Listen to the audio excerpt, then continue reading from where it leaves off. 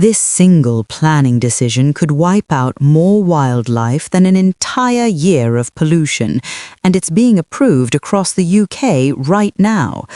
While no one is watching, Britain's biodiversity is being traded away, one development at a time.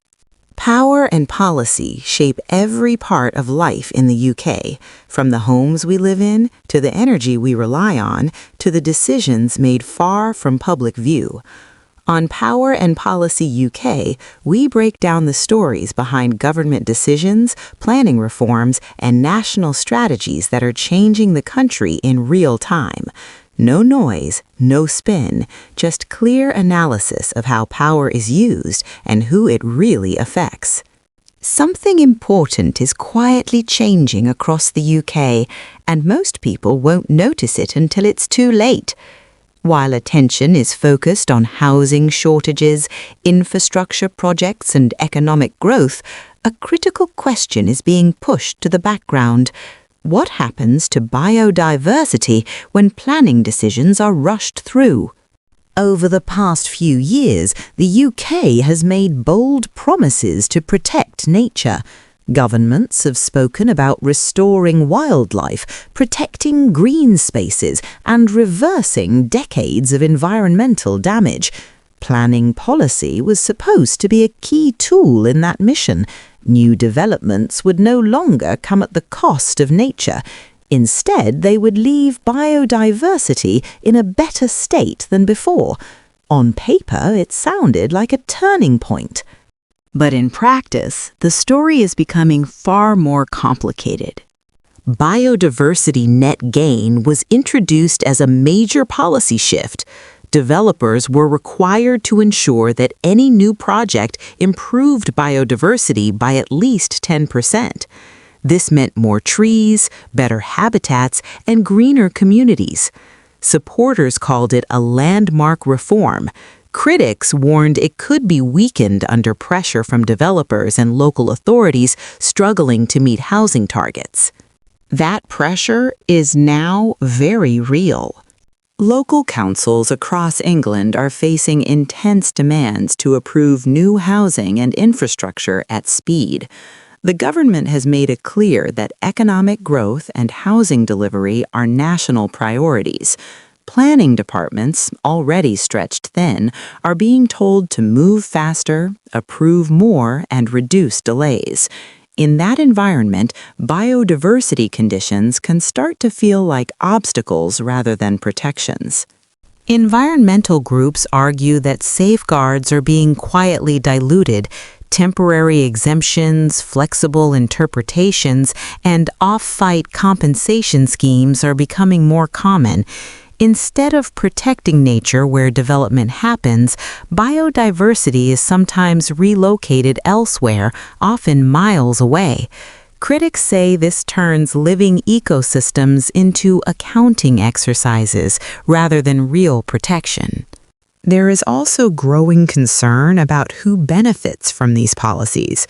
Large developers often have the resources to navigate complex biodiversity rules, hire consultants, and purchase land for offsets.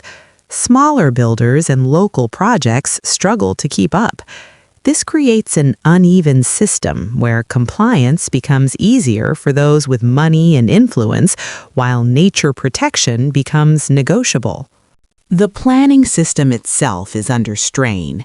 Councils report a lack of ecologists, enforcement officers, and monitoring tools. Once a development is approved, ensuring biodiversity commitments are actually delivered is another challenge. Grassland promised on paper may never fully appear. Tree planting targets may be delayed or quietly revised. Without long-term monitoring, failures can go unnoticed. Meanwhile, wildlife decline continues. The UK remains one of the most nature-depleted countries in Europe. Pollinators are disappearing. Habitats are fragmented. Species loss is no longer an abstract future risk. It is happening now. Critics argue that planning reform without strong environmental enforcement risks accelerating this trend. Supporters of reform respond that housing and infrastructure are also essential. People need homes, communities need transport, energy, and services. They argue that blocking development entirely is unrealistic and that modern planning must balance competing needs. From this perspective, biodiversity policy should enable development, not prevent it. But that balance is becoming harder to see. Recent debates have highlighted fears that planning rules may be weakened further in the name of growth.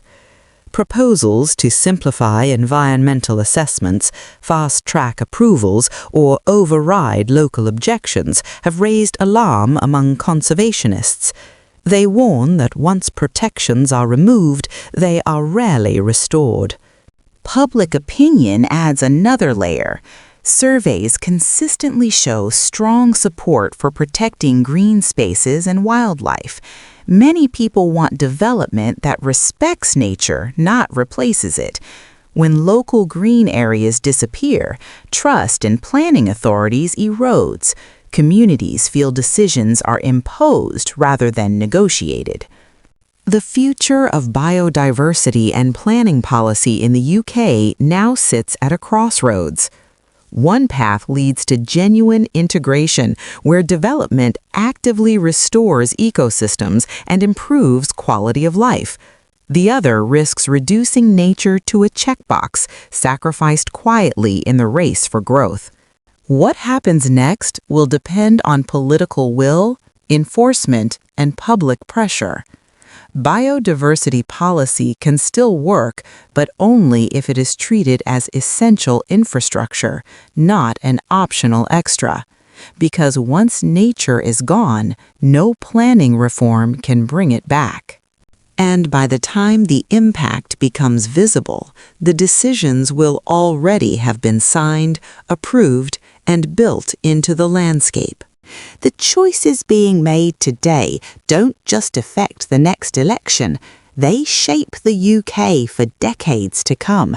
And many of the most important decisions happen quietly, buried in policy documents and planning approvals that rarely make headlines. If you want to understand how power actually works in the UK and how policy decisions impact your future, this is the place for it. Subscribe to Power and Policy UK.